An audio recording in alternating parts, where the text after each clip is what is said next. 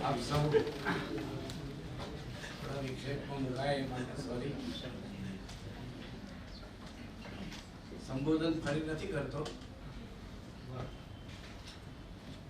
મારી સાથે હંમેશા એક વક્તા રહેતો હતો આટલા બધા વર્ષોથી, અને એ વક્તાને સાથ આપવા માટે મારી સાથે યાદ નામની એક નારી પણ રહેતી હતી. એ વક્તા અને યાદ એ બંને મારી ભીતર રહીને મને ગઈકાલ સુધી મદદ કરતા હતા. હમણાં કેટલાક સમયથી એ બંને એક થઈ ગયા છે અને ગેરહાજર રહેવાનું પસંદ કર્યું છે. એટલે જ્યાં સુધી વક્તાને પોતાને બોલવાની મજા ના આવે ત્યાં સુધી સમારંભમાં સામે બેઠેલા તો ક્યાંથી આવે. એટલે હું થોડાક સમયથી ચિંતિત છું કે હું ગઈકાલ સુધી જે બોલતો હતો અને આ બધા બેઠા હોય તો એવું થાય કે એ તરત બહાર નીકળીને કહેતો નહીં, પણ એવું કહે ખરા અંદર અંદર કે હવે સાહેબ ધીમા પડ્યા નહીં. તો એ તો બનવાનું સમય છે. એટલે પણ યાદ શક્તિનો પ્રશ્ન, પહેલા કેટલું બધું યાદ રહેતું, પંક્તિઓની પંક્તિઓ, ગદ્યનું ઘણું બધું યાદ રહેતું. હજુ એમાંથી 51% યાદ છે, 49% ભૂલી ગયો. અને હવે 1% આગુ પાછું થશે. એટલે હું તમને સૌને આજે વિનંતી કરું કે મને શ્રોતા તરીકે બોલાવશો તો વધારે ગમશે. હું શ્રોતા તરીકે કોઈ જગ્યાએ બેસીશ અને નિરાંતે સાંભળીશ. આટલી એક અંગત નુક્તેચીની પછી આપણે શરૂ કરીએ. મને એમ સૂચન કરવામાં આવેલું કે તમે મધ્યકાળને કેન્દ્રમાં રાખીને થોડીક વાતો કરજો. તો આપણને કેરી જોઈએ એટલે આપણને એમ થાય કે આ પાકીને આટલી સારી કેરી છે તો એને ચાખીએ તો જ મજા આવે. કેરી જોવા માત્રથી રસાનુભવ નથી થતો, એટલે કે કેરીનો સ્વાદ આવતો નથી. એવું કોઈ પણ વસ્તુને જોવાથી કે એનું નામ લેવાથી એનો આસ્વાદ આપણે કરી શકતા નથી. ગુલાબજાંબુ એમ બોલવાથી એનો સ્વાદ આવતો નથી. તો શું થાય છે? ગુલાબજાંબુ બનાવનાર થી શરૂ કરવું પડે. તો કેરી માટે આંબો વાવ્યો હોય અને પછી આંબો ઉછરે અને પછી કેરી આવે, પાકે, અને પછી એને યોગ્ય રીતે કોઈ આપણને પીરસે અથવા આપણે એને લઈને ઘોડીને આપણે એને ખાઈએ ત્યારે આપણે આસ્વાદ કરીએ છીએ. અમે વ્યવહાર જીવનમાં 6 પ્રકારના રસ આપણા જીવનમાં છે. તીખું, તુરું, ખાટું, મોડું, ગળ્યું વગેરે આસ્વાદ, એને ષડ રસ કયા છે. સાહિત્યમાં, કલા માત્રમાં 9 રસ છે. દરેક કલા તમને 9 રસ પીરસે છે, પણ એ એકી સાથે થતા નથી.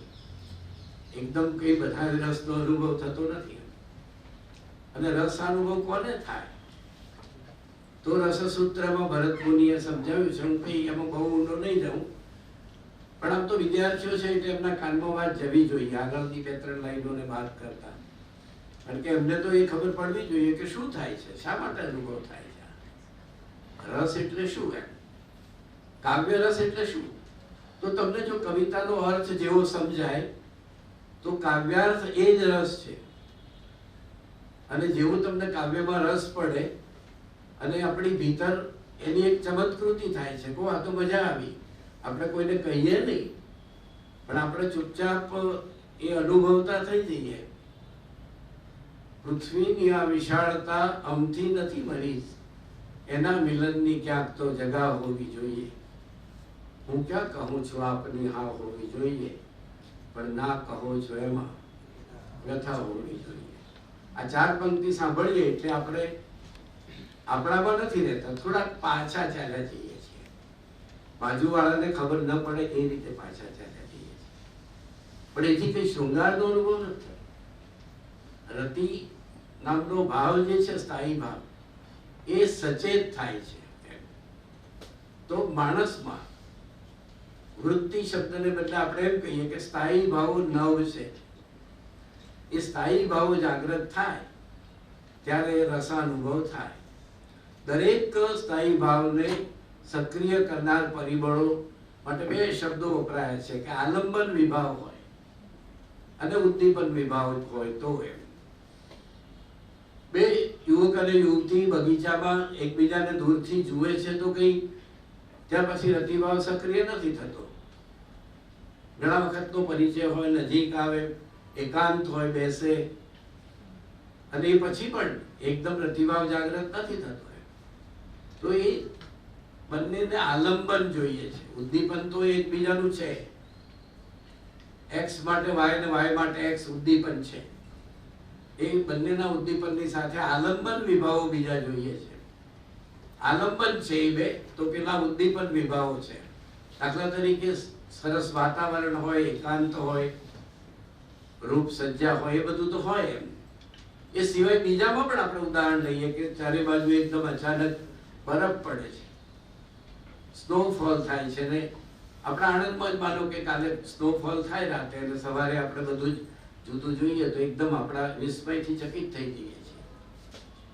પણ એથી આપણને કઈ અદ્ભુત રસનો અનુભવ નથી થતો. એ વખતે વિસ્મયનો ભાવ જ આપણે અનુભવીએ છીએ. પણ કોઈ સર્જક આવે અને કોઈ સર્જક આવીને ગદ્યમાં એનું વર્ણન કરે કે કવિતામાં એનું વર્ણન કરે બરાબર, એ બરફ પડ્યો છે, સ્નોફોલ થયો છે, એમાં સૂર્યના કિરણો કેવા ચળકે છે, વૃક્ષોની ડાળીઓ ઉપર મંદિર જેવા જુદા જુદા આકારો રચાયા છે, ચંદ્ર ઉતરે છે, ચાંદની રાતે જગત કેવું લાગે છે, એનું અદ્ભુત આલેખન કરે ત્યારે ક્ષણ બે ક્ષણ માટે આપણે પોતાનામાંથી મુક્ત થઈ અને એ પ્રવેશ કરીએ છીએ એક જગતમાં. એ અદ્ભુત રસનું જગત છે. એટલે કવિતાની અનિવાર્યતા છે, એટલે કલાની અનિવાર્યતા છે. મેં આગળ કહ્યું એ ઉદ્દીપન નહીં પણ આલંબન છે. સ્ત્રી પુરુષ એકબીજાનું આલંબન છે અને આલંબનને પોષક છે તે ઉદ્દીપન ના ભાવ છે કેટલાક. એકાંતથી માંડીને જે બધું કહ્યું તે આ બધાને ધ્યાનમાં રાખીને હું કઈ દરેક રસના નામ બોલી જાઉં એ જરૂરી નથી. વાત કરતો જઈશ એમ આવશે બે ત્રણ. પણ મુખ્યત્વે આપણે ત્યાં કરુણ રસ છે, હાસ્ય રસ છે, શૃંગાર છે, શૌર્ય છે, એટલે કે શૌર્યમાંથી ઉત્પન્ન થતો વીર છે, ભયમાંથી થતો ભયાનક છે, ચિતરી ચડાવી જુગુપ્સાવાળી વસ્તુ જોઈએ અને બીભત્સ રસ થાય છે તે છે, કશી સ્થિતિ સંતોષથી અનુભવીએ અને કશું જ જોઈતું ન હોય અને નિર્વેદનો ભાવ અનુભવીએ ત્યારે શાંત રસ હોય છે. તો આ બધા જ રસો જુદા જુદા સાહિત્યમાં, કલાકૃતિઓમાં હોય છે. આપણે તો એ ઓછું સાંભળીએ છીએ, પણ શાસ્ત્રીય સંગીતમાં જે લોકો ઘૂંટી ઘૂંટીને કરુણ વગાડતા હોય તેના નામ હોય જુદા, અને ત્યારે જે અનુભવ થાય છે, આપણે કોઈ એવા વિષાદમય વાતાવરણમાં ધુમ્મસભરી રાત હોય અને એમાં આપણે ચૂપચાપ બેઠા હોઈએ એવો એક અનુભવ આપણને સંગીત કરાવે છે. તો આ માટે આપણે રૂપક વાપરીને એમ કહીએ કે સ્થાયી ભાવ શું છે અને એને જગાવનારા વિભાવો, અનુભાવો, સહકારી સહચારી ભાવો અથવા વ્યભિચારી ભાવો અને સાત્વિક ભાવો એ શું છે.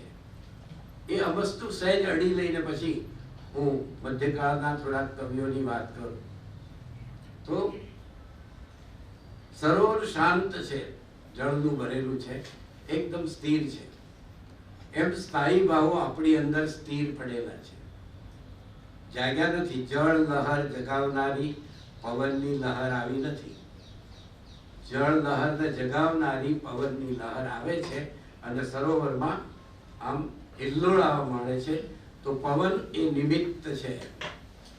તો પવન છે એ સહચારી કે વિભાવ છે અને જે સરોવરનું શાંત જળ છે એ સ્થાયી ભાવ છે. સ્થાયી ભાવો એકદમ ઉત્પન્ન નથી થતા. એટલે તમે ભટ્ટનાયક અને ભટ્ટલોલ્લટમાં જાઓ ત્યારે બધી વાત આવે છે. હું એ વાતમાં નહીં જાઉં.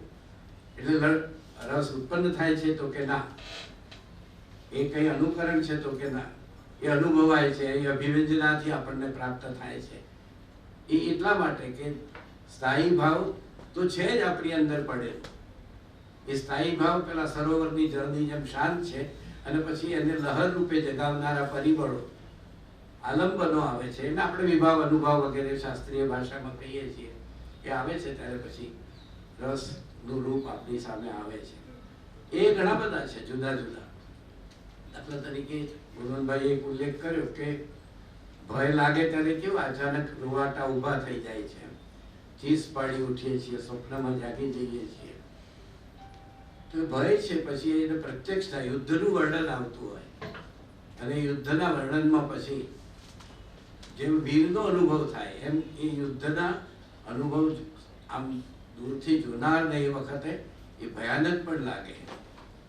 તો કેટલાક રસો એક સાથે તમને અનુભવાય. ભયાનક હોય ત્યાં એટલે કે એક ઓળંગી સરહદ અને પછી એ પાછો બીજી સરહદમાં પ્રવેશે. પદ્માબેને પ્રેમાનંદનો ઉલ્લેખ કર્યો. નવલરામે કહેલું કે રસની બાબતમાં પ્રેમાનંદના પેગડામાં પગ ઘાલે એવો કોઈ કવિ થયો નથી. એ ધારે છે ત્યારે હસાવે છે, ધારે છે ત્યારે રડાવે છે, અને ધારે છે ત્યારે શાંત રસના ઘરમાં લઈ જઈને આપણને હસાવે છે. એ પ્રેમાનંદે અનેક રસોમાં કામ કર્યું. પણ આપણે પેલી વાત જરા વધારે સ્પષ્ટ કરી લઈએ કે વિભાવો છે, અનુભાવો છે. હું બે જ વસ્તુ કહેવા માંગુ કે વિભાવ હોય તે આપણે આમ રોકી શકીએ. દાખલા તરીકે ભય છે તો આપણે બાવો ગુગરિયાળો જોયો છે ને ડર લાગ્યો તો ઘરમાં જતા રહીએ છીએ. પાંજરામાં વાઘ દહાડતો જોઈને દૂર જતા રહીએ છીએ. આપણા સ્વજનનો હાથ પકડી લઈએ છીએ તો એ વખતે આપણામાં જે પેલો ભાવ જાગ્યો છે ભયનો એને આપણે રોકી શકીએ છીએ ખરા એકદમ. પણ એક તબક્કો એવો પણ આવે છે, આજે લોકો મોડાવે એમની બીજી વ્યવસ્થા રાખો બહાર. તો વાત એ છે કે એને આપણે રોકી નથી શકતા. તે કયો છે? તો તે વિક્રિયાઓ છે. એને સાત્વિક ભાવો કયા છે. દાખલા તરીકે પ્રથમ વખતે આપણને પ્રેમ થયો છે ને વાત કરવાની છે તો ગળું સુકાય છે, હે થોડી ધ્રુજારી કંપારી રહે છે ચિઠ્ઠી આપતા આપતા પણ. એને રોકી ન શકાય એટલે બોલવાનું ટાળી દઈએ છીએ પહેલી મુલાકાતમાં. અને એમ દરેક મુલાકાતમાં કહેવાનું રહી જાય છે કે પછી કહીશું. અને એટલે પછી પેલી પંક્તિ આવી છે કે બધો આધાર છે એના જતી વેળાના જોવા પર, મિલનમાંથી નથી મળતા મોહબ્બતના પુરાવા. બહુ અદભુત જગા છે આ રસ. અને જીવનમાં બધી બાજુથી નહીં તો થોડીક બાજુથી પણ હારી થાકી જઈએ ત્યારે એટલા માટે સાહિત્ય પાસે, કલા પાસે જવાનું હોય છે. તો આ સાત્વિક ભાવો વિક્રિયાઓ છે. તાવ આવી જાય. કાદંબરીનો પાલનની કાદંબરી બાણભટ્ટી એનો અનુવાદ પાલણે કર્યો છે અને એમાં મહાશ્વેતા અને પુંડરીકના પ્રેમનું આલેખન છે. તો વિપ્રલંબના આલેખન વખતે એને તાવ આવી જાય છે, જેને આપણે પ્રેમ જ્વર કહીએ છીએ. તો એની સખી છે એને કમળપત્ર પાથરીને એમાં એને સુવડાવે છે. બેભાન મૂર્છા આવી જતી હોય એવી ક્ષણો પણ હોય છે. તો આ બધી વિક્રિયાઓ છે જેને આપણે રોકી નથી શકતા, એ આપણા વર્ષમાં નથી. એટલે વાત એ છે કે સ્થાયી ભાવો જાગૃત થાય, એને આલંબનો મળે, વિભાવ અનુભાવ વ્યભિચારી હોય અને ત્યાં સુધી રસની એક સ્થિતિ હોય છે અને પેલી એની પરાકાષ્ઠા હોય છે. સાહિત્ય કૃતિ વાંચતા હોઈએ, નાટક જોતા હોઈએ ત્યારે આપણને આ પ્રકારના અનુભવો થતા હોય છે. એટલા મિત્રો વાત કરવાના છે કે અર્વાચીન ગુજરાતી સાહિત્યમાં રસનો અનુભવ જે થાય છે તે મર્યાદિત ફલકની કૃતિઓ કેટલું કરાવે છે. કેમ કે મેં તમને આગળ એક કેરીનું ઉદાહરણ એટલા માટે આપ્યું કે આબો વાવીએ ને મોટો થાય અને કેરી આવે ને પછી ઉતાવળે આમાં ન પાકે એટલે રાહ જોઈએ, પછી રસ એ શાક બને અને આપણે ખાઈએ તો એટલો સમય લે છે. એટલે આપણને જે વસ્તુ મળી છે એની એ લોકો વાત કરવાના છે. તમે ને હું વાંચીએ તો આપણે કઈ આબો મોટો થાય એટલી રાહ નથી જોવાની. કૃતિ વાંચીએ છીએ ને આપણા મનમાં પણ એ માટે આપણે તૈયાર છીએ ખરા. ભાવકનું ચિત્ત કેવું હોય, મુકરીભૂત અને મુકલિત હોય તે દર્પણ જેવું ચોખ્ખું અને ફૂલ જેવું ખીલેલું એવું આપણું ચિત્ત હોય ત્યારે આપણે રસાનુભવ કરી શકીએ છીએ. મધ્યકાળમાં નરસિંહ પહેલાની કૃતિઓ છે. એ નરસિંહ મહેતા પહેલાની કૃતિઓમાં પણ જૈન અને જૈનેતર હું જૈનેતર કવિઓનો ખાસ ઉલ્લેખ કરું તો એમાં શ્રીધર વ્યાસનો રણમલ છંદ, એનો વીરરસ જુઓ તમે. ઈડર તમે જોયું હશે કોઈ વખત, ઉપર રણમલ ચોકી છે અને યુદ્ધ થાય છે ત્યારે શ્રીધર જે રીતે વર્ણન કરે છે યુદ્ધનું, રાજા રણમલનું અને એના યોદ્ધાઓનું, એમાં રહેલો વીરરસ જે છે તે. એ જ રીતે સંદેશક રાસ, એમાં પ્રિયજનને મોકલવામાં આવતો સંદેશો અને એના વિરહનો ભાવ, સદૈવન સાવળિંગાની વાર્તામાં આવતો પેલો પ્રેમનો ભાવ, એમ આ રીતે આ કૃતિઓમાં આપણને જુદા જુદા રસો મધ્યકાળમાં પણ જાણવા મળે. જૈન કવિઓએ જે ફાગુ અને પ્રબંધ અને એ કાવ્યો રચ્યા, રાસ વગેરે, રાસા વગેરે, એમાં પણ રસસ્થાનો છે. પણ આપણે ત્યાં મુનશીએ એમ કહ્યું કે ભાઈ મધ્યકાલીન સાહિત્ય છે તે ઈશ્વર અધીન છે, અથવા તો એ ભક્તિમાં તરબોળ રહ્યું અને એમાં જીવનનો ઉલ્લાસ, ભક્તિમાં તરબોળની વાત જવા દો, પણ એમણે એમ કહ્યું કે જીવનનો ઉલ્લાસ એમાં આપણને નથી મળતો.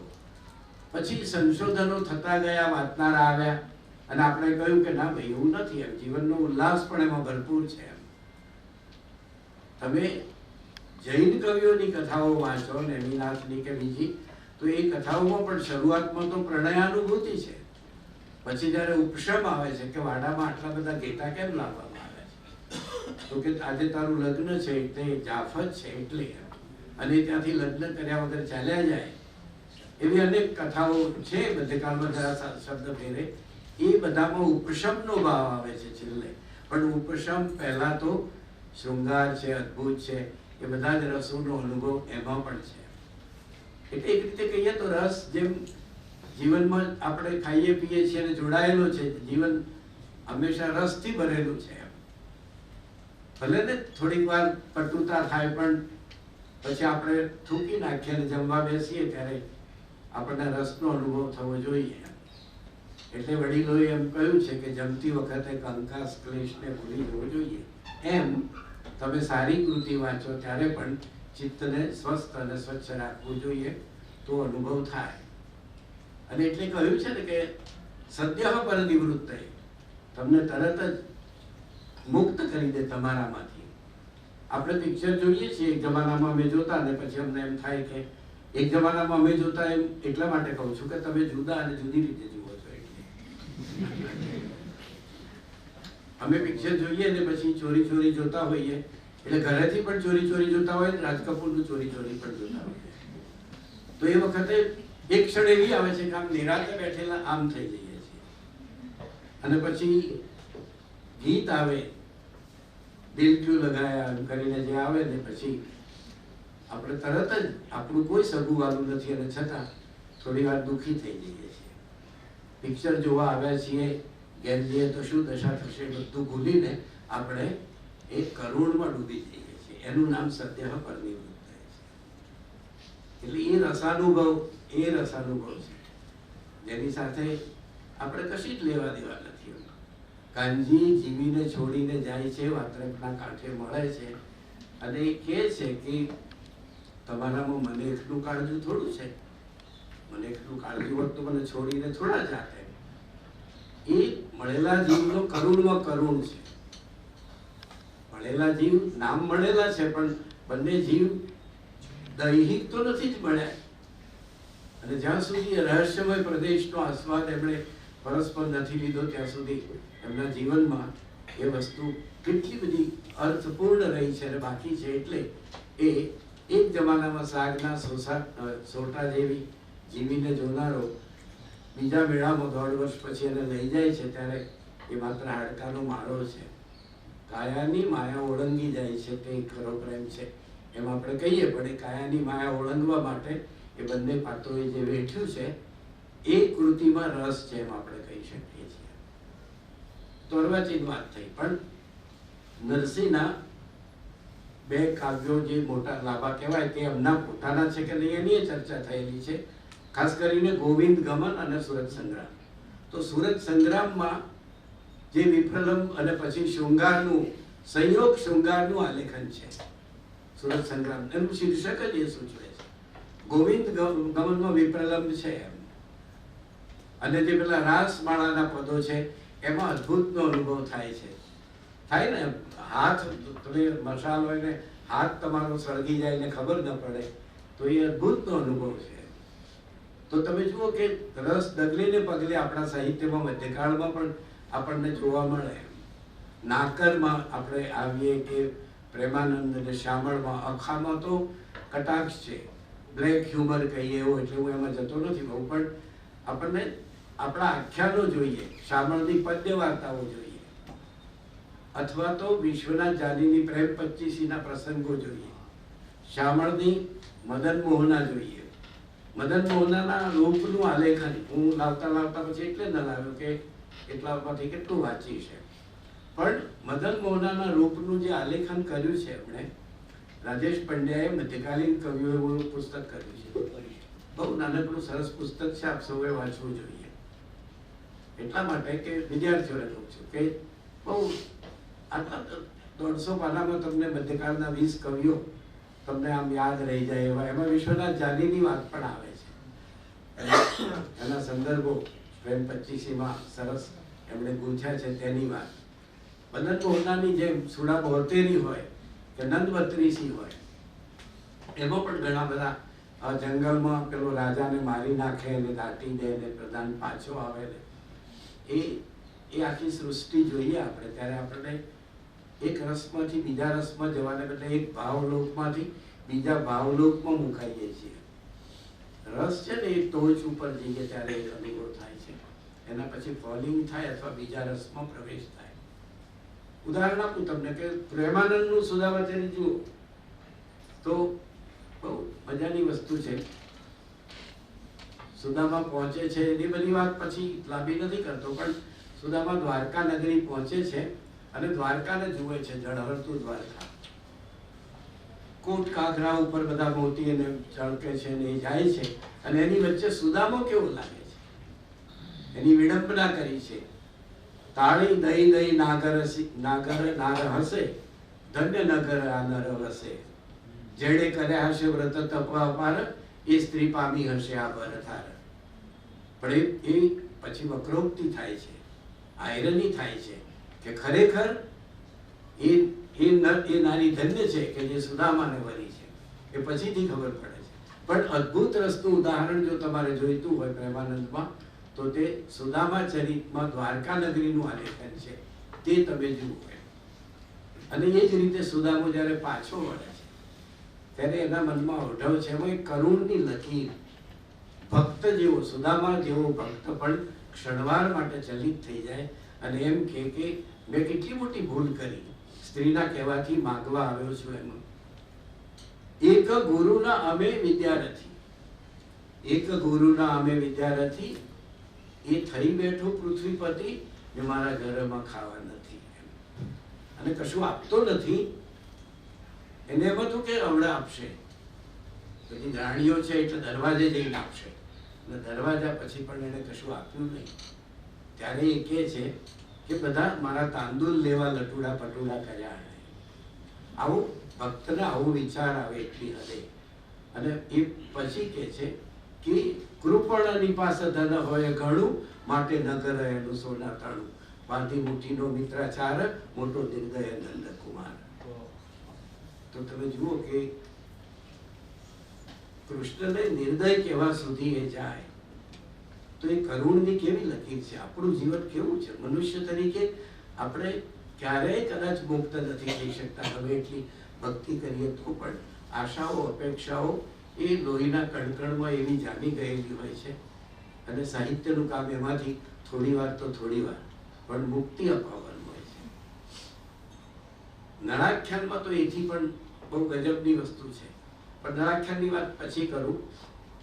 મામેરુમાં પણ તમે જુઓ, મામેરુમાં પણ એક થોડોક કરુણ આવે છે, પણ મામેરુમાં અદ્ભુત છે વધારે. પેલા નરસિંહ મહેતાની વહેલનું વર્ણન છે, એમાં હાસ્યરસનું આલેખન પણ ઉત્તમ છે. મધ્યકાળમાં હાસ્યરસ ઘણી જગ્યાએ છે. ઓખાહરણ વાંચો અને તમને જે યુદ્ધનું વર્ણન જોવા મળે એમાં વીર રસ જે છે, અને અનિરુદ્ધ અને ઓખા મળે છે બંને પેલા એક દંડિયા મહેલમાં, અને એ વખતે બંનેને એ શૃંગારનું સંયોગ શૃંગારનું શ્રેષ્ઠ આલેખન છે. પણ કુંવરબાઈમાં જે પિતા ગયા છે ને પછી એ કહે છે કે બાપુજીને કહે છે કે પાછા વળી જાઓ, ખાલી હાથ આવ્યા છો પાછા વળી જાઓ. પણ એ કહે છે નરસિંહ કે તું ભરોસો રાખ, હું રાખું છું ભરોસો. એ જાણે છે કે નાગરનાથ એની કેટલી મશ્કરી કરવાની છે, એટલે પોતે તો બહુ નિરાશ થઈ ગઈ છે. અને વડ સાસુ એ યાદી લખાવે છે, એ યાદી પણ હાસ્ય અને કરુણ બંને કેવા મિશ્ર કર્યા છે એણે. એમ એક બાજુ હસવું આવે છે. હવે તમે જુઓ કે આ યાદી વાંચીને આપણે શું નક્કી કરીએ? આપણે તો કાગળમાં કંઈ લખવાનું હોય લખીએ, પણ સંશોધકો પ્રેમાનંદનો સમય, એ સમયના રીત રિવાજો નક્કી કરે કે યાદીમાં વસ્ત્રોના કેવા નામ છે, ઘરેણાના કેવા નામ છે, એના આધારે એ સમાજ કેવો હતો, એમના કેવા રિવાજો હતા. પણ હું કરુણની વાત કરું છું તે એ છે કે કુંવરબાઈ જે કહે છે એ 4 પંક્તિ આપણે ત્યાં તો ઉક્તિઓ બની ગઈ, એટલે કે લોકોક્તિઓ, કહેવતો બની ગઈ છે. એ કહે છે ને કે ઘડો ફૂટે જેવી ઠીકરી, ઘડો ફૂટે રજળે જેવી ઠીકરી, એવી મા વિનાની દીકરી. અને પછી કહે છે કે ગોળ વિના મોરો સંસાર, મા વિના સુનો સંસાર. તો આ કરુણની પરાકાષ્ઠા છે. આખું એક કડવું છે, અને એ કડવામાં એની વાત વિગતે કરેલી છે. એ વાંચીએ ત્યારે હું માનું છું કે હું તો એટલો નબળો અધ્યાપક છું એવી વખતે કે મને હું ભણાવતો હું તો મારી આંખ ભીની થઈ જાય. હું કોદર નામની વાર્તા ભણાવું, હું જન્મીની જોડ સખી કવિતા ભણાવું, સુંદરમનું બાનો ફોટોગ્રાફ ભણાવું, લોહીની સગાઈ ભણાવું. તો બહુ અઘરું છે. હું હાઈસ્કૂલમાં એ બધું ભણાવીને પછી કોલેજમાં અધ્યાપક થયેલો છું. તો આ જે ભાવ છે કરુણનો ભાવ, એ મામેરુમાં એમને જે રીતે પૂર્યો છે. અને પછી પેલા કૃષ્ણનું રૂપ લઈને આવે છે, એક લેખણ ખોસી છે કાલે રે, નાથ દેવો દુદાળો ચાલે રે, છે અવળા આટાની પાઘડી રે, વાલાને બાંધતા કેમ આવડી રે.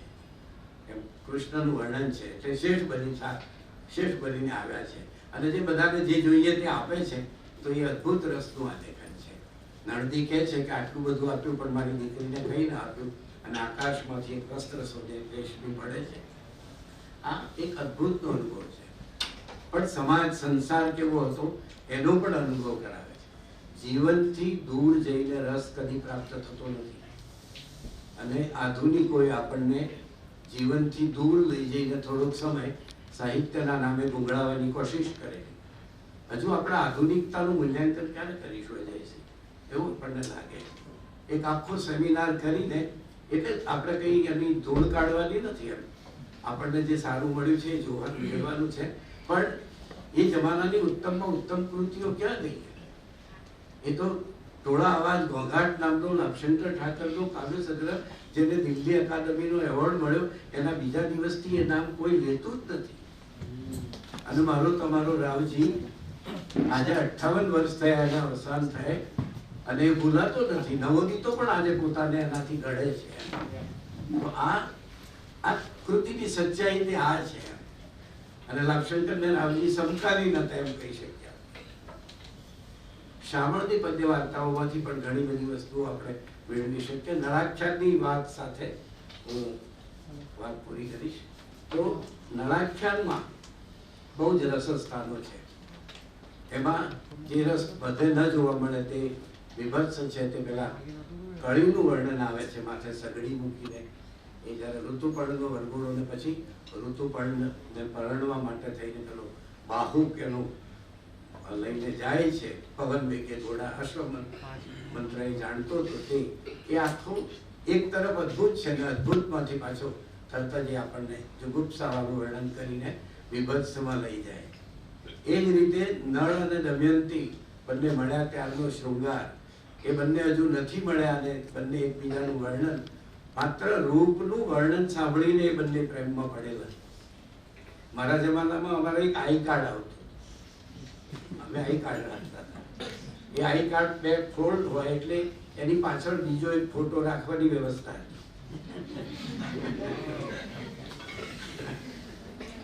તમારા જમાનામાં તો આમાં ઘણું બધું છે, પણ આમાં બીજા જોઈ જાય એવામાં અમે એવી વ્યવસ્થા રાખતા કે પાછળ જુએ તો એ ખબર પડે નહીં કે અંદર કઈ છે બીજું એમ. એવા પડ પણ આઈ કાર્ડમાં કરાવવામાં આવતા. એટલે હશે હવે ધ્રુવભાઈ કહે છે તો પણ મારો જવાનો પૂરો થયો છે. ઓકે, તો પેલો હંસ છે એ નળ અને દમયંતીને પરસ્પરનું વર્ણન કરે છે એ હાથું કરતો હતો અને પછી એવો કહે છે નળને કે તું જા દૂત તરીકે અને દમયંતીને જઈને વર્ણન કરે. એને કેવું કરવું પડે કે પોતે દમયંતીને વરવા માટે સ્વયંવરમાં આવેલો છે નળ અને દેવો એને દૂત તરીકે મોકલે છે અને એ જાય છે અને એને નળની ટીકા કરવાની છે. આ જે પ્રસંગો આપણે વાંચીએ ત્યારે આપણને એટલા માટે એમ કહેવાય કે ગુજરાતીમાં નળાખ્યાન સર્વશ્રેષ્ઠ છે. હું માનું છું કે 52 કે 62 કડવાનું નળાખ્યાન છે અને એમાં દરેક કડવું બહુ સમૃદ્ધ રસથી ભરપૂર છે. એટલે નળાખ્યાન છે, મદન મોહના છે, સુદામાચરિત, મામેરું, શામળની બીજી વાર્તાઓ, બાણ ભટ્ટે અનુવાદિત કરેલી આપણે ત્યાં જે બાલને બાણ ભટ્ટની કાદંબરીનો અનુવાદ કર્યો એ ગુજરાતી અનુવાદ પણ મધ્યકાલીન ગુજરાતી એ છે. નરસિંહનું ગીત ગોવિંદ ગમન અને સુરત સંગ્રામ છે. આવી કેટલીક કૃતિઓ આપણે વાંચીએ તો આપણને ખ્યાલ આવે કે મધ્યકાલીન સાહિત્યમાં પણ આ બધા રસો હતા અને એની વચ્ચે એક સદાય આ બધાના અંતે વિલસતો હતો તે તો ઉપશમ, શાંત રસે. એટલે જ્ઞાન માર્ગી કવિતા હોય કે પ્રેમ લક્ષણા ભક્તિ હોય, બંને અંતે તો બે જુદી નદીઓ છે પણ એક જે ભક્તિ માર્ગનો અંતિમ પડાવ હતો તે મોક્ષ માર્ગમાં જઈને એ બંને નદીઓ વિલીન થતી હતી અને એ તમને શાંત રસનો એક અનુભવ કરાવે. તો આમ અનેક રસો આપણા 99 રસોમાંથી પસાર થઈને 8 રસોમાંથી પસાર થઈને મધ્યકાલીન સાહિત્ય 9મા રસમાં જઈને વિરમે છે. તો એ પણ ક્યારેક એનો રસાનંદ લેજો. થોડી વાતો મેં તમારી સામે મૂકી. અનુજભાઈ અને આ બધાની ઉપસ્થિતિમાં મળવાનું થયું એનો આનંદ છે અને હું માનું છું કે ફરીથી પાછો હું શ્રોતા તરીકે જરૂર સામે આવીને બેઠેલો હોઈશ. ધન્યવાદ. આપણે રોકી નથી શકતા તે કયો છે તો તે વિક્રિયાઓ છે, એને સાત્વિક ભાવો કયા છે.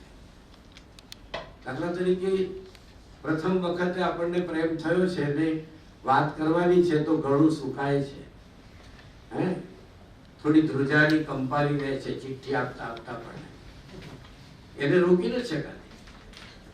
એટલે બોલવાનું ટાળી દઈએ છીએ પહેલી મુલાકાતમાં અને એમ દરેક મુલાકાતમાં કહેવાનું રહી જાય છે કે પછી કહીશું. અને એટલે પછી પેલી પંક્તિ આવી છે કે બધો આધાર છે એના જતી વેળાના જોવા પર મિલનમાંથી નથી મળતા મોહબ્બતના પુરાવા. બહુ અદભુત જગા છે આ રસ. અને જીવનમાં બધી બાજુથી નહીં તો થોડીક બાજુથી પણ હારી થાકી જઈએ ત્યારે એટલા માટે સાહિત્ય પાસે, કલા પાસે જવાનું હોય છે. તો આ સાત્વિક ભાવો વિક્રિયાઓ છે. તાવ આવી જાય. કાદંબરીનો પાલનની કાદંબરી કાદંબરી બાણ ભટ્ટની એનો અનુવાદ પાલણે કર્યો છે અને એમાં મહાશ્વેતા અને પુંડરીકના પ્રેમનું આલેખન છે. તો વિપ્રલંબના આલેખન વખતે એને તાવ આવી જાય છે જેને આપણે પ્રેમ જ્વર કહીએ છીએ. તો એની સખી છે એને કમળપત્ર પાથરીને એમાં એને સુવડાવે છે. બેભાન મૂર્છા આવી જતી હોય એવી ક્ષણો પણ હોય છે. તો આ બધી વિક્રિયાઓ છે જેને આપણે રોકી નથી શકતા, એ આપણા વર્ષમાં નથી.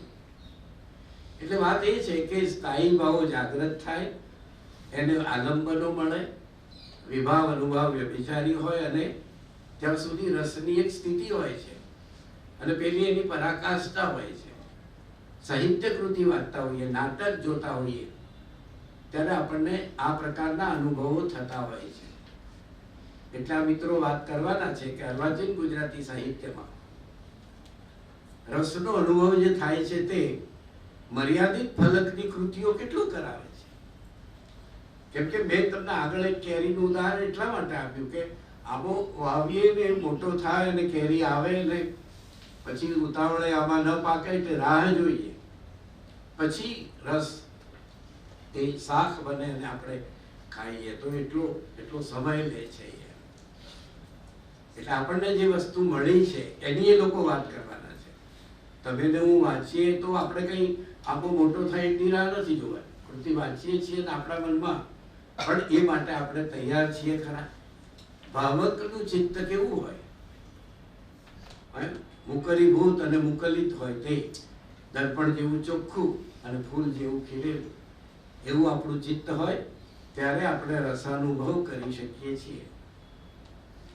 મધ્યકાળમાં નરસિંહ પહેલાની કૃતિઓ છે.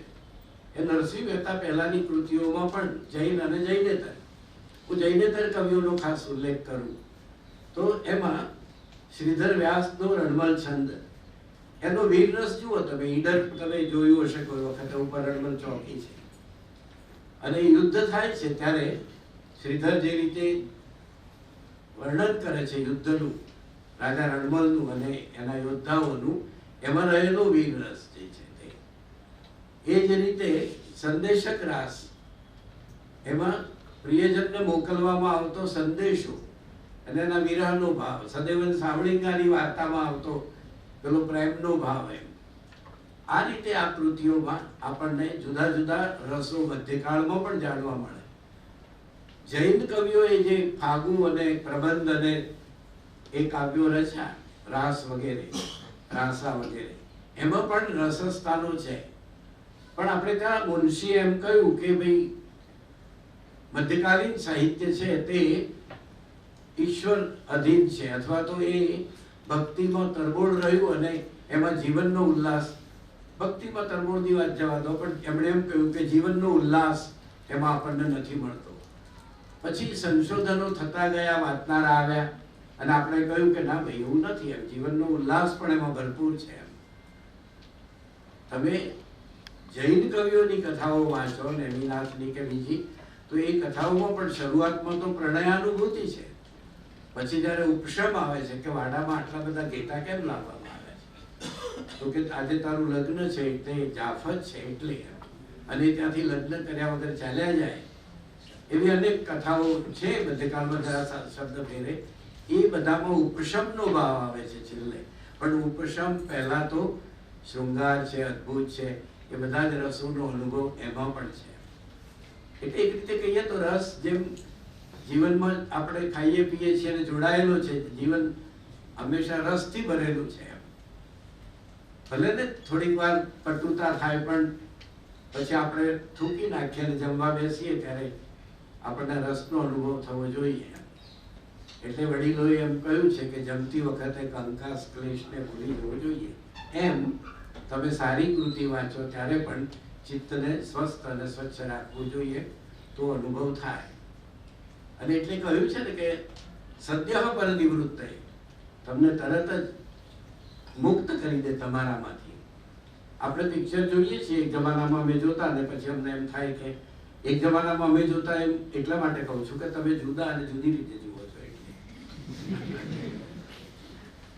અમે પિક્ચર જોઈએ ને પછી ચોરી ચોરી જોતા હોઈએ, એટલે ઘરેથી પણ ચોરી ચોરી જોતા હોય, રાજ કપૂરનું ચોરી ચોરી પણ જોતા હોઈએ, તો એ વખતે એક ક્ષણ એવી આવે છે કે આમ નિરાતે બેઠેલા આમ થઈ જઈએ છીએ.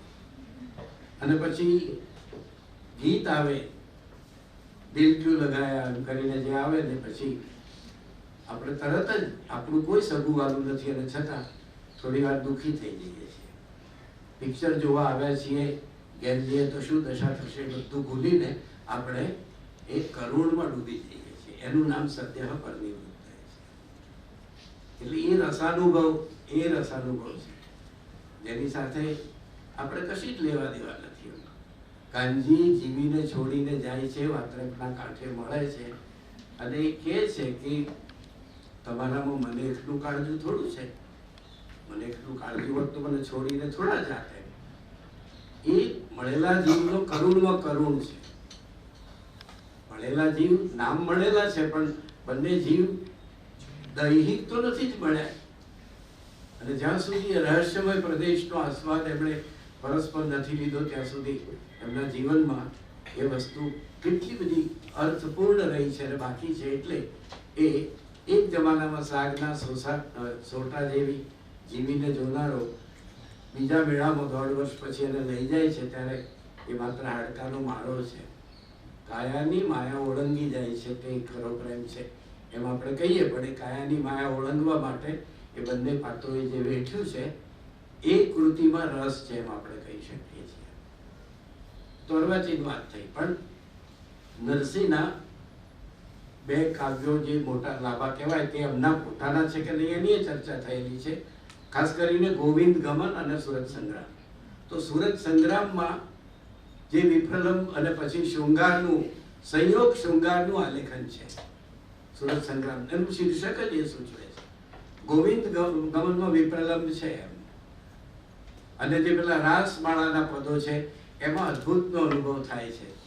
થાય ને, હાથ તમે મસાલ હોય ને હાથ તમારો સળગી જાય ને ખબર ન પડે, તો એ અદ્ભુતનો અનુભવ છે. તો તમે જુઓ કે રસ ડગલે ને પગલે આપણા સાહિત્યમાં મધ્યકાળમાં પણ આપણને જોવા મળે. નાકરમાં આપણે આવીએ કે પ્રેમાનંદ અને શ્યામળમાં, અખામાં તો કટાક્ષ છે, બ્લેક હ્યુમર કહીએ એવો, એટલે હું એમાં જતો નથી બહુ, પણ આપણને આપણા આખ્યાનો જોઈએ, શ્યામળની પદ્ય વાર્તાઓ જોઈએ, અથવા તો વિશ્વનાથ જાનીની પ્રેમ 25ના પ્રસંગો જોઈએ, શ્યામળની મદન મોહના જોઈએ. મદન મોહનાના રૂપનું આલેખન હું લાવતા પછી એટલે ન લાવ્યો કે એટલામાંથી કેટલું વાંચી છે, પણ મદન મોહનાના રૂપનું જે આલેખન કર્યું છે એમણે, રાજેશ પંડ્યાએ મધ્યકાલીન કવિઓ એવું પુસ્તક કર્યું છે. બહુ નાનકડું સરસ પુસ્તક છે, આપ સૌએ વાંચવું જોઈએ. એટલા માટે કે વિદ્યાર્થીઓને કહું છું કે બહુ આટલા 150 પાનામાં તમને મધ્યકાળના 20 કવિઓ તમને આમ યાદ રહી જાય એવા, એમાં વિશ્વનાથ જાનીની વાત પણ આવે છે. એના સંદર્ભો પ્રેમ 25માં સરસ એમણે ગૂંથ્યા છે તેની વાત. મદન મોહનાની જેમ સુડા બોતેરી હોય કે નંદ બત્રીસી હોય, એમાં પણ ઘણા બધા જંગલમાં પેલો રાજાને મારી નાખે ને દાટી દે ને પ્રધાન પાછો આવે ને એ આખી સૃષ્ટિ જોઈએ આપણે, ત્યારે આપણને એક રસમાંથી બીજા રસમાં જવાને બદલે એક ભાવલોકમાંથી બીજા ભાવલોકમાં મુકાઈએ છીએ. રસ છે ને એ ટોચ ઉપર જઈએ ત્યારે એક અનુભવ થાય છે, એના પછી ફોલિંગ થાય અથવા બીજા રસમાં પ્રવેશ થાય. ઉદાહરણ આપું તમને કે પ્રેમાનંદનું સુદામાચરી જુઓ તો બહુ મજાની વસ્તુ છે. સુદામા પહોંચે છે એ બધી વાત પછી લાંબી નથી કરતો, પણ સુદામા દ્વારકા નગરી પહોંચે છે અને દ્વારકાને જુએ છે, ઝળહળતું દ્વારકા. કોટ કાઘરા ઉપર બધા મોતી એને ચળકે છે ને એ જાય છે, અને એની વચ્ચે સુદામો કેવો લાગે છે, એની વિડંબના કરી છે. તાળી દઈ દઈ નાગર નાર હસે, ધન્ય નગર આ નર વસે, જેણે કર્યા હશે વ્રત તપ અપાર, એ સ્ત્રી પામી હશે આ ભરથાર. પણ એ પછી વક્રોક્તિ થાય છે, આયરની થાય છે કે ખરેખર એ નારી ધન્ય છે કે જે સુદામાને વરી છે, એ પછીથી ખબર પડે છે. પણ અદ્ભુત રસનું ઉદાહરણ જો તમારે જોઈતું હોય પ્રેમાનંદમાં, તો તે સુદામા ચરિતમાં દ્વારકા નગરીનું આલેખન છે, તે તમે જુઓ.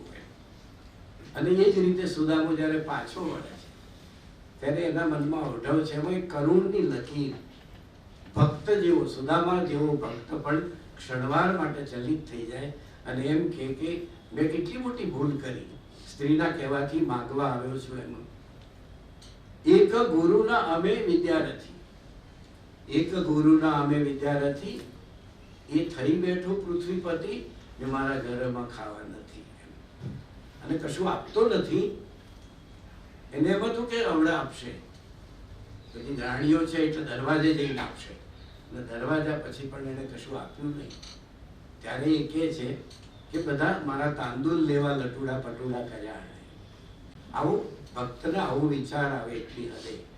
અને એ પછી કહે છે કે કૃપણની પાસે ધન હોય ઘણું, માટે નગર એનું સોના તાણું, બાંધી મુઠ્ઠીનો મિત્રાચાર, મોટો નિર્દય નંદકુમાર. તો તમે જુઓ કે કૃષ્ણને નિર્દય કહેવા સુધી એ જાય. તો એ કરુણની કેવી લકીર છે, આપણું જીવન કેવું છે. મનુષ્ય તરીકે આપણે ક્યારેય કદાચ મુક્ત નથી થઈ શકતા. હવે એટલી ભક્તિ કરીએ તો પણ આશાઓ અપેક્ષાઓ એ લોહીના કણકણમાં એવી જામી ગયેલી હોય છે. અને સાહિત્યનું કામ એમાંથી થોડી વાર પણ મુક્તિ અપાવવાનું હોય છે. નળાખ્યાનમાં તો એથી પણ બહુ ગજબની વસ્તુ છે, પણ નળાખ્યાનની વાત પછી કરું. મામેરુમાં પણ તમે જુઓ, મામેરુમાં પણ એક નાના થોડોક કરુણ આવે છે, પણ મામેરુમાં અદ્ભુત છે વધારે. પેલા નરસિંહ મહેતાની વહેલનું વર્ણન છે, એમાં હાસ્યરસનું આલેખન પણ ઉત્તમ છે. મધ્યકાળમાં હાસ્યરસ ઘણી જગ્યાએ છે. ઓખાહરણ વાંચો અને તમને જે યુદ્ધનું વર્ણન જોવા મળે એમાં વીર રસ જે છે, અને અનિરુદ્ધ અને ઓખા મળે છે બંને પેલા એક દંડિયા મહેલમાં, અને એ વખતે બંનેને એ શૃંગારનું સંયોગ શૃંગારનું શ્રેષ્ઠ આલેખન છે. પણ કુંવરબાઈમાં જે પિતા ગયા છે ને પછી એ કહે છે કે બાપુજીને કહે છે કે પાછા વળી જાઓ, ખાલી હાથ આવ્યા છો પાછા વળી જાઓ. પણ એ કહે છે નરસિંહ કે તું ભરોસો રાખ, હું રાખું છું ભરોસો. એ જાણે છે કે નાગરનાથ એની કેટલી મશ્કરી કરવાની છે, એટલે પોતે તો બહુ નિરાશ થઈ ગઈ છે. અને વડસાસુ એ યાદી લખાવે છે, એ યાદી પણ હાસ્ય અને કરુણ બંને કેવા મિશ્ર કર્યા છે એણે. એમ એક બાજુ હસવું આવે છે. હવે તમે જુઓ કે આ યાદી વાંચીને આપણે શું નક્કી કરીએ? આપણે તો કાગળમાં કંઈ લખવાનું એ લખીએ, પણ સંશોધકો પ્રેમાનંદનો સમય, એ સમયના રીત રિવાજો નક્કી કરે કે યાદીમાં વસ્ત્રોના કેવા નામ છે, ઘરેણાના કેવા નામ છે, એના આધારે એ સમાજ કેવો હતો, એમના કેવા રિવાજો હતા. પણ હું કરુણની વાત કરું છું તે એ છે કે કુંવરબાઈ જે કહે છે એ 4 પંક્તિ આપણે ત્યાં તો ઉક્તિઓ બની ગઈ, એટલે કે લોકોક્તિઓ, કહેવતો બની ગઈ છે. એ કહે છે ને કે ઘડો ફૂટે જેવી ઠીકરી, ઘડો ફૂટે રજળે જેવી ઠીકરી, એવી મા વિનાની દીકરી. અને પછી કહે છે કે ગોળ વિના મોરો સંસાર, મા વિના સુનો સંસાર. તો આ કરુણની પરાકાષ્ઠા છે. આખું એક કડવું છે, અને એ કડવામાં એની વાત વિગતે કરેલી છે. એ વાંચીએ ત્યારે હું માનું છું કે હું તો એટલો નબળો અધ્યાપક છું એવી વખતે કે મને હું ભણાવતો હું તો મારી આંખ ભીની થઈ જાય. હું કોદર નામની વાર્તા ભણાવું, હું જન્મીની જોડ સખી કવિતા ભણાવું, સુંદરમનું બાનો ફોટોગ્રાફ ભણાવું, લોહીની સગાઈ ભણાવું, તો બહુ અઘરું છે. હું હાઈસ્કૂલમાં એ બધું ભણાવીને પછી કોલેજમાં અધ્યાપક થયેલો છું. તો આ જે ભાવ છે કરુણનો ભાવ, એ મામેરુમાં એમને જે રીતે પૂર્યો છે. અને પછી પેલા કૃષ્ણનું રૂપ લઈને આવે છે, એક લેખણ ખોસી છે કાલે રે, નાથ દેવો દુદાળો ચાલે રે, છે અવળા આટાની પાઘડી રે, વાલાને બાંધતા કેમ આવડી રે. એમ કૃષ્ણનું વર્ણન છે. એટલે શેઠ બનીને આવ્યા છે, અને જે બધાને જે જોઈએ તે આપે છે. તો એ અદ્ભુત રસનું આલેખન છે. નળદી કહે છે કે આટલું બધું આપ્યું પણ મારી દીકરીને કંઈ ના આપ્યું, અને આકાશમાંથી એક વસ્ત્ર શોધે રેશમી પડે છે. આ એક અદ્ભુતનો અનુભવ છે. પણ સમાજ સંસાર કેવો હતો એનો પણ અનુભવ કરાવે છે. જીવનથી દૂર જઈને રસ કદી પ્રાપ્ત થતો નથી, અને આધુનિકોએ આપણને જીવનથી દૂર લઈ જઈને થોડોક સમય સાહિત્યના નામે ગુંગળાવવાની કોશિશ કરેલી. હજુ આપણે આધુનિકતાનું મૂલ્યાંકન ક્યારે કરીશું જઈશું એવું આપણને લાગે. એક આખો સેમિનાર કરીને, એટલે આપણે કંઈ એની ધૂળ કાઢવાની નથી. એમ આપણને જે સારું મળ્યું છે એ જોવાનું જોવાનું છે. પણ એ જમાનાની ઉત્તમમાં ઉત્તમ કૃતિઓ ક્યાં ગઈ? એ તો ટોળા અવાજ ઘોંઘાટ નામનો લક્ષંકર ઠાકરનો કાવ્ય સંગ્રહ, જેને દિલ્હી અકાદમીનો એવોર્ડ મળ્યો, એના બીજા દિવસથી એ નામ કોઈ લેતું જ નથી. અને મારો તમારો રાવજી આજે 58 વર્ષ થયા એના અવસાન થાય, અને એ ભૂલાતો નથી. નવોદિતો પણ આજે પોતાને એનાથી ઘડે છે. તો આ કૃતિની સચ્ચાઈ તે આ છે. અને લાભશંકરને રાવજી સમકાલીન હતા એમ કહી શક્યા. શામળની પદ્ય વાર્તાઓમાંથી પણ ઘણી બધી વસ્તુઓ આપણે મેળવી શકીએ. નળાખ્યાનની વાત સાથે હું વાત પૂરી કરીશ. તો નળાખ્યાનમાં બહુ જ રસસ્થાનો છે. એમાં જે રસ બધે ન જોવા મળે તે વિભત્સ છે. તે પેલા કળીનું વર્ણન આવે છે, માથે સગડી મૂકીને એ જ્યારે ઋતુપર્ણનો વરઘોડો ને પછી ઋતુપર્ણને પરણવા માટે થઈને પેલો બાહુક એનું લઈને જાય છે પવન વેગે ઘોડા, અશ્વ મંત્ર એ જાણતો હતો તે એ આખું એક તરફ અદ્ભુત છે ને અદ્ભુતમાંથી પાછો તરત જ આપણને જુગુપ્સાવાળું વર્ણન કરીને વિભત્સમાં લઈ જાય. એ જ રીતે નળ અને દમયંતી બંને મળ્યા ત્યારનો શૃંગાર, એ બંને હજુ નથી મળ્યા અને બંને એકબીજાનું વર્ણન, માત્ર રૂપનું વર્ણન સાંભળીને એ બંને પ્રેમમાં પડેલા. મારા જમાનામાં અમારે એક આઈ કાર્ડ આવતું, અમે આઈ કાર્ડ રાખતા હતા. એ આઈ કાર્ડ બે ફોલ્ડ હોય એટલે એની પાછળ બીજો એક ફોટો રાખવાની વ્યવસ્થા હતી. તમારા જમાનામાં તો આમાં ઘણું બધું છે, પણ આમાં બીજા જોઈ જાય એવામાં અમે એવી વ્યવસ્થા રાખતા કે પાછળ જુએ તો એ ખબર પડે નહીં કે અંદર કઈ છે બીજું. એમ એવા પડ પણ આઈ કાર્ડમાં કરાવવામાં આવતા. એટલે હશે હવે ધુલભાઈ કહે છે તો પણ મારો જવાનો પૂરો થયો છે.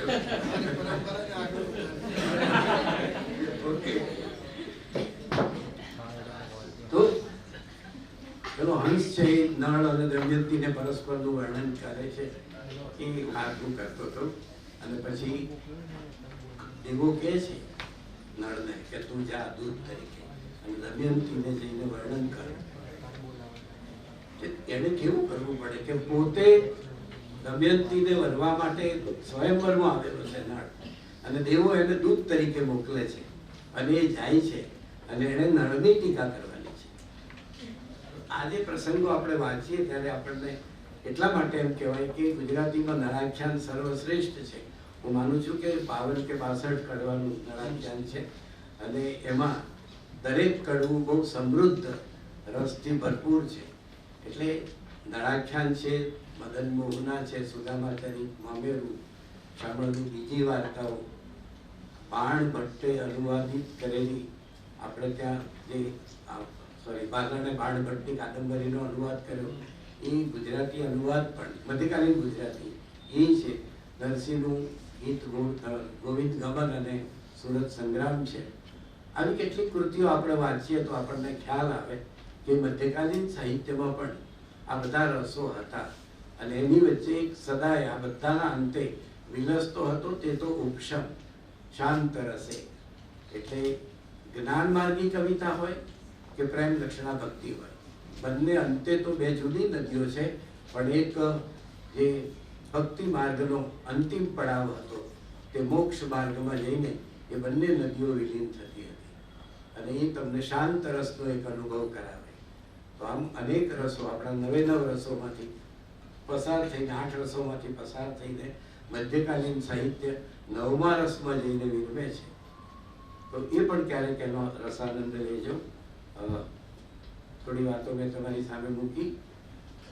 અનુજભાઈ અને આ બધાની ઉપસ્થિતિમાં મળવાનું થયું એનો આનંદ છે અને હું માનું છું કે ફરીથી પાછો હું શ્રોતા તરીકે જરૂર સામે આવીને બેઠેલો હોઈશ. ધન્યવાદ. હેમ યુગથી લઈ નરસિંહ યુગ, પ્રેમાનંદ યુગ સુધી ખૂબ સરસ જુદી જુદી કૃતિઓ સાથે વાત કરી.